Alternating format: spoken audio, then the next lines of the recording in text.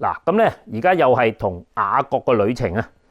咁咧上次就講到啊，就係嗰兩個 BB 喺個媽咪個肚墩度打交，咁啊同我哋近排發生嘅事咧，原來都有啲關聯喎。啊，咁好啦，咁啊睇下今次啊，咁啊究竟啊雅各呢個旅程又對我哋有咩啟示咧？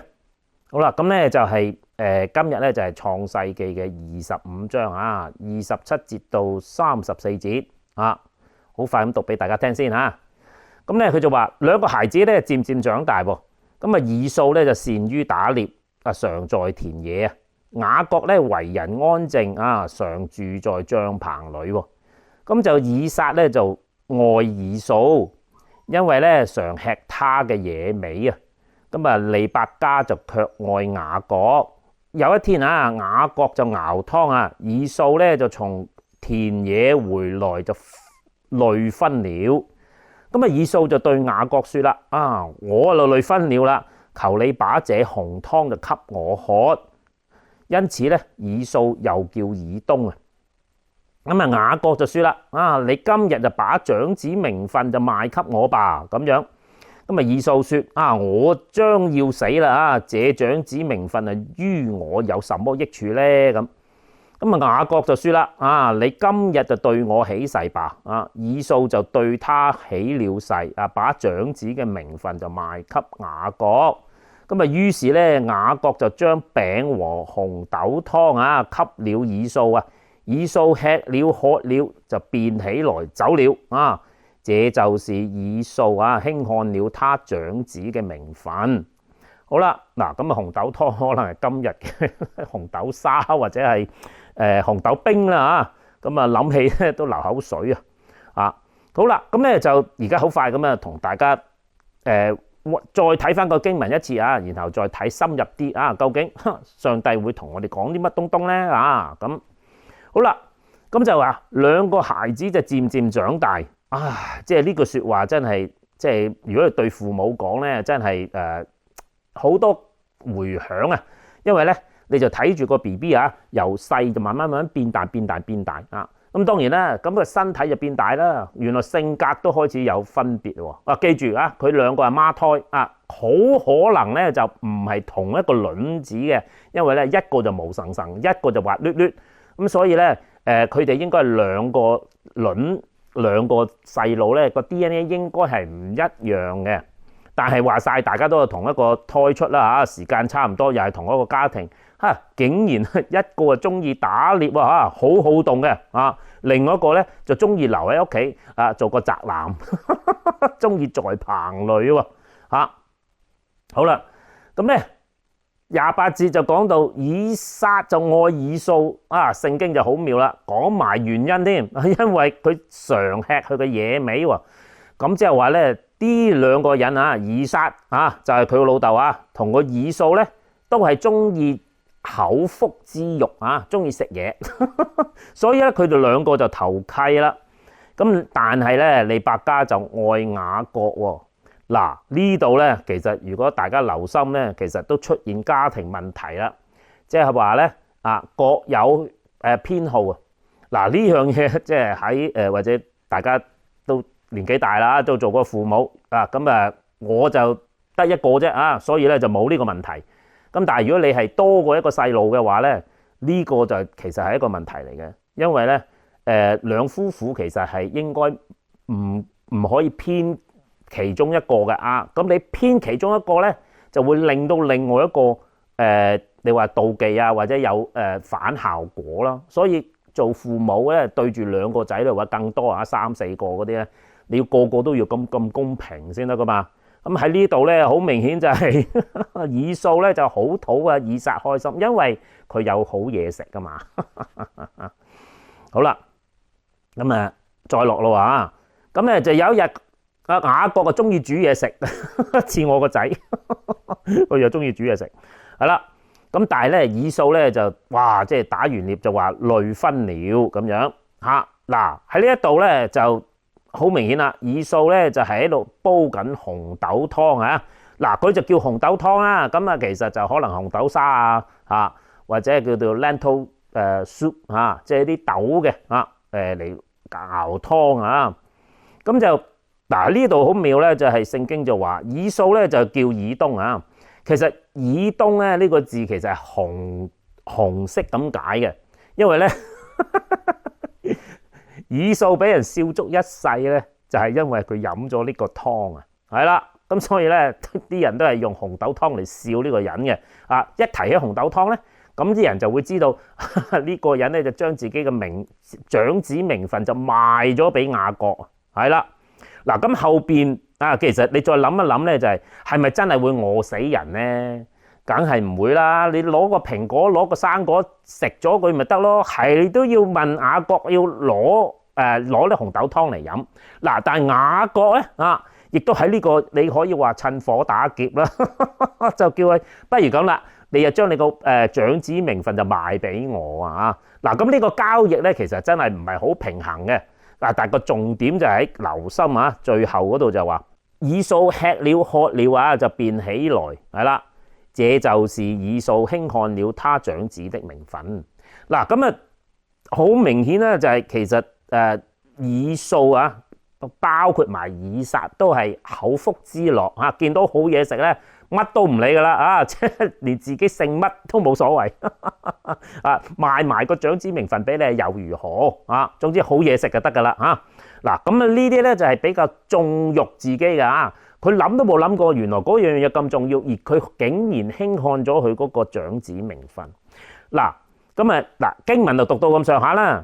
咁如果你再睇落去咧，嗱咁啊深一層啦喎。咁你睇一睇咧就係如果啊我哋冇留心嘅話咧，假設聖經唔將最尾嗰句寫出嚟咧，你會可能會怪責雅各咧。就趁火打劫，係啦。咁但係咧，聖經喺呢度係好明顯講咗咧，就唔係講雅各做得唔啱嘅喎。佢其實兩個都唔啱嘅，但係佢以掃啊更加唔啱，係啦。佢竟然即係會喺咁嘅情況下，將個長子名分就賣咗俾雅各。嗱，咁呢一度咧，聖經係俾咗個 definite answer， 即係一個好肯定嘅答案，就係其實係以掃唔啱嘅。嗱，咁啊老實講，咁啊雅各咧就即係呢啲好似做生意咁講啦嚇。咁其實一買就一賣嘅嚇。咁啊而且老實講，頭先我講啦，以掃其實可以揾個蘋果啊，都可以頂當噶嘛。你係點解都要問下雅各咧？咁所以咧，其實雅各其實睇得出咧。以掃其實係好輕看佢嘅長子名分，佢唔係太過理自己個長子名分嘅，咁所以喺嗰個情況下，佢就同佢做呢一筆生意啦，make a deal。嗱，咁你話道唔道德咧？咁你都可以話佢 ，well， 老實講，而家你出邊做生意嘅咧，邊個唔係趁你病嘅攞你命啊？嚇，即係話趁你個價係低嗰陣時咧，就用錢一筆就買起你，係啦，咁然後。well 咁啊，梗係個個做生意都係咁噶啦，係嘛？唔通你做蝕本生意咩？係嘛？咁所以咧係好難評論究竟呢個咁樣嘅 deal 咧係即係個平等啊，還是係不平等嘅啊？咁總之啦，再講啦，以掃係有其他 choice 㗎，只不過聖經講明佢係輕看長子名分，佢先至做出咁樣嘅錯誤決定嘅。好啦，咁啊喺呢度咧就提一提。咁啦，咁啊，究竟呢個長子名分啊，對，即係喺呢個經文裏邊同我哋啊，即係點去理解咧？咁樣嚇嗱，一路以嚟咧，咁你都發現啊，即係上帝好似啊係祝福嗰個長子嘅喎，係嘛？咁啊，但係如果你記得喺亞伯拉罕嗰個 case 嗰陣時，個長子其實係以實瑪嚟嘅，但係因為佢唔係正室所生嘅啊，所以咧其實。上帝就係睇住以撒先至當佢係長子嘅。好啦，係咪真係長子先至上帝先祝福嘅咧？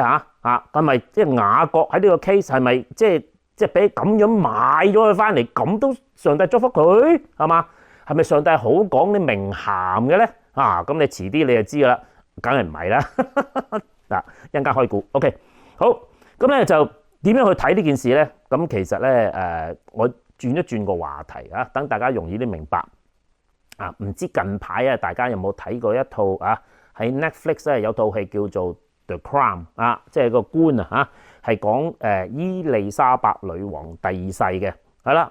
咁樣咧，其實原本伊麗莎白咧其實係做唔到女王嘅，因為咧佢嘅爹哋係佐治六世啊，就其實唔會繼位嘅，因為佢有個長兄就係愛德華八世嚇。咁咧就因為咧嗱呢樣嘢就真係唔係講笑啊！呢個愛德華八世咧就因為愛情嘅原因就要娶一個美國嘅演員就做老婆因為愛情嘛連自己個皇冠都唔要就所以咧霎時間佐治六世咧就承繼咗嗰個皇位即係唔要江山要美人哇！即係咪好轟動咁就因為呢個原因咧，就因為所以伊麗莎白因為佢係大女同埋咧就冇仔嘅，所以咧就伊麗莎白就自然就承繼咗佐治六世個皇位去到伊麗莎白。咁如果你有睇到嗰套戲嘅話咧，其實我都唔係歷史專家，不過咧我相信佢裏邊嗰啲講嘅嘢都係真實嘅即係好講究下添佢哋。咁咧就睇得出其實伊麗莎白即係二世女王咧啱啱過世啦佢真係盡忠職守做到死為止嘅，係啦，即係到最後就同嗰個卓慧思都要即係同嗰個首相接見個首相，應該係之後唔知1日2日之後佢就過身㗎啦。佢就做到即係真係做到死嘅。咁咧就好多人咧都會覺得哇，做女王好威啦，好有力量係嘛？好有權威咁咁但係咧嗱，你尤其是喺嗰出戲嗰度，佢其實唔係講緊個女王㗎喎，佢係講緊個皇冠㗎喎，係啦。咁係咩分別咧？咁其實咧英女王嗰個係一個位置嚟嘅佢係代表英國人嘅傳統同嗰個Royal Family 啦咁其實從即係國家嚟講，佢係國家元首嚟嘅喎佢係 Head of the State 係啦。咁喺英國咧，佢就有英國嘅政府啦英女王其實係代表國家嘅喎唔係個首相嘅喎，首相只係辦理管理國家事務，真正個頭咧其實就係英女王嘅。咁而喺美國咧就唔係總統嘅喎，係憲法係啦。咁所以如果你再睇翻英國嘅歷史咧係啦，咁由大憲章嗰時候1215年嗰時候就頒咗個法令，就將皇室嘅權限就控制咗啦，即係唔好俾佢咁大權。咁然後慢慢一步咧就變成英國嘅權利法啦 ，English Bill of Rights 再延伸多啲咧就變成美國嘅憲法，到最後就變成世界人權宣言，其實都係由呢個大憲章走出嚟嘅喎。所以英國佢嗰個法律體系咧係承傳咗好幾百年，所以英女王即係呢個皇位咧，其實係你要坐喺度 uphold 呢個精神嘅法律嘅精神係啦 ，rule of law 係啦，就唔係 rule by law 係啦，法律精神就 rule of law 啦你用法律去管理其他人嗰就 rule by law 係啦。咁其實喺呢度嗰個皇冠咧，其實係代表 rule of law 係啦。英女王都要守法咁嘅意思。咁呢個係整個國家嘅象徵啊嘛。好啦，所以咧佢呢個位置咧，其實係任重道遠啊。係啦，所以嗰個愛德華八世嗰個咁樣嘅嘢唔好搞我，我將我嗰個皇冠唔要交俾個細佬嗱。所以咧用呢個故事去講雅各同以掃咧，就比較適合啲啦。以掃咧就因為紅豆沙就將嗰個長子名分就賣咗俾雅各啦，所以咧喺我哋睇呢件事嗰陣時候咧，唔好淨係睇你攞咗個名分，哇有權有勢啊！但係你要諗埋佢背後佢真正嘅意義含義啊！對你話亞伯拉罕嘅家族嚟講，其實你係要任重道遠，要將呢個家一代傳一代傳到萬代。咁以掃咧，我唔要啊！我唔要呢個責任，我唔要呢個負擔，係啦，阿細佬你嚟咧咁樣。嗱，你用咁樣嘅角度去睇呢段經文咧，就 make more sense 即係話咧比較合理啲去睇啊，係啦。咁佢呢個負擔你要睇住成個族人每個人有咩爭拗，你都要出嚟做評公理喎嚇。咁仲要用上帝嘅理由去評判邊個啱邊個錯做和事佬啦，差唔多係咁講嚇。咁一個家族咁多人，哇你咪好忙呢個咧就係你攞咗長子名分要付出嘅責任。好啦，咁如果你係有嗰個責任嘅，咁你就有嗰個權啦就去排解紛爭係啦。咁人要服你嘅，唔係話服你因為你有權啊嘛，因為服你有道理啊嘛，係嘛？咁所以呢啲位咧就唔容易做嘅喎。似啲咩咧哇咁似喺屋企係啦，似啲咩咧咁就係父母點樣睇細路咧？係啦，咁梗係你要教好啲細路啦，係嘛？咁但係細路又點睇父母嘅咧？好多細路咧，佢唔知道咧揾食艱難，就係飯來張口，係啦，打開個手咧就問父母攞錢，應份咁樣嘅喎。啲細路仲未大啊嘛，佢未識嘅。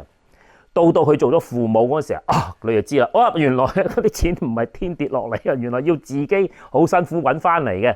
即係呢個持家嘅責任咧，係啦，就係同頭先講嘅樣一模一樣啦。即係話咧，你持家有責任，你又要成全你下一代，教好啲仔女，係啦，咁樣咧呢個先至係真真正正嗰個你做父母嘅真正嘅責任。就好似你長子名分，你攞咗咧，你就有責任噶咯噃，係啦。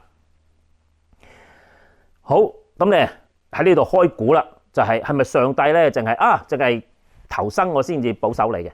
你唔係投生唔理你。其實咧，我哋可以喺雅各呢個一生咧，就見得到原來上帝睇嘅嘢唔係睇你有冇身份噶喎。係啦，雖然你唔係初生嘅你唔係投生嘅，但係你好想即係覺得哇呢個責任我想去負呢個代價為咗呢個家族你出一份力。咁而上帝係睇呢一點心嘅同你係頭生二生定係最尾你係另外一個媽咪或者爹哋生嘅同一個家族，上帝其實唔計較嘅。你遲啲就會見到咧，上帝點樣教呢個頑皮嘅細路因為咧望落去咧雅各嘅一生咧你就會知道呢個人咧其實好麻煩嘅。而家咧佢都未算係人，佢下一次咧佢就真係騙啦，人啦。咁所以咧你就會睇到上帝點樣教曉呢個頑皮細路點樣到最後佢知悔過，真係正正經經做翻個取神喜悅嘅人啦。其實你可以喺雅各嘅一生度咧，你見到今日以色列人嘅蹤跡噶噃，係啦。如果你留心雅各佢點出世噶，佢原本係想爭先想出世先噶，佢要掹住佢個大佬個腳踭唔俾佢出嚟，佢想自己爬出嚟先。係啦，嗱咁呢度咧已經睇得出呢個 BB 有啲特徵係嘛？今次咧就佔人便宜，係啦，哇！淨係揾個紅豆沙就將個長子名分買回來，係啦。所以咧，你咪知道啲猶太人咧做生意係特別叻嘅咧，因為佢哋係嗱，下一次你就會講咧，佢唔講道義嘅添。但係上帝一樣祝福佢啊，因為點解咧？佢信上帝，佢跟嚇。咁但係因為同一個原因啊，上帝要教好佢，所以咧你誒遲啲就知道上帝整鑊金佢彈啊！佢係要賠翻佢以前所做嘅一切嘅惡事嘅，到最後佢老年嗰時候咧，佢係真真正正嘅以色列啦。呢個就係合乎神喜悅嘅僕人啊，係啦，佢自己都覺得自己係僕人，跟翻佢爹哋啊以撒，再跟埋佢嘅阿爺亞伯拉罕走同一條天路啊，跟住上帝走佢嘅一生啊。咁啊，希望今日啊諗一諗啊，究竟上帝俾咗啲咩恩典我哋輕看唔即係不屑一提嘅咧啊！即係好好地啊諗一諗，如果你發現上帝一早俾咗一啲特別嘅恩典或者特別嘅位置俾你啊，唔係人都得嘅，淨係揀你啫，係啦，嗰個就係上帝恩典，千祈唔好輕看。重點就係你學唔學識點樣跟住上帝啊，將佢俾你嘅責任同恩典啊發揮到最好啊，惠澤你身邊嘅人，尤其是你屋企人喎。好，咁啊，下次再見，拜拜。